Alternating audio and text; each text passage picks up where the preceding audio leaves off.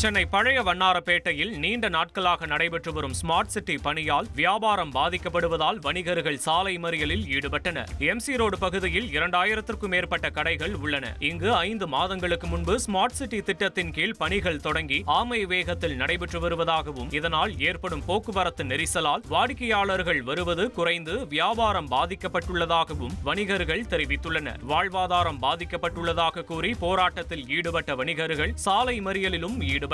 வாடிக்கையாளர்கள் வருவதற்கு வழி அமைக்கப்படும் என ராயபுரம் எம்எல்ஏ ஐட்ரீம்ஸ் மூர்த்தி உறுதியளித்ததை அடுத்து வணிகர்கள் கலைந்து சென்றனர்.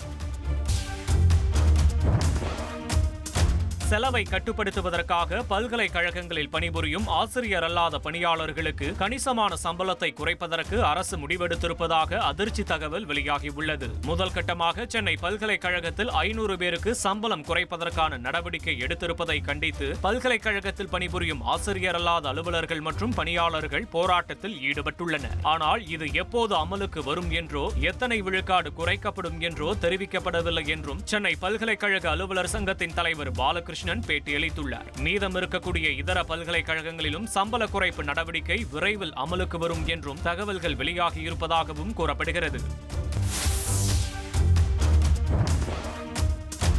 சேலம் வழியாக பல்வேறு பகுதிகளுக்கு செல்லும் 3 எக்ஸ்பிரஸ் ரயில்களில் கூடுதல் பெட்டிகள் வெள்ளிக்கிழமை முதல் இணைத்து இயக்கப்படுகிறது. கோவை திருப்பதி எக்ஸ்பிரஸ் ரயிலில் ஆகஸ்ட் 1 முதலும் மறுமார்க்கத்தில் ஆகஸ்ட் 2 முதலும் ஒரு ஏசி பெட்டி கூடுதலாக இணைக்கப்படுகிறது. அதேபோல கோவை மன்னார்குடி செம்மொழி எக்ஸ்பிரஸ், கோவை நாகர்கோவில் எக்ஸ்பிரஸ் ஆகிய 2 ரயில்களிலும் ஒரு ஸ்லீப்பர் வகுப்பு பெட்டி கூடுதலாக இணைக்கப்படுகிறது.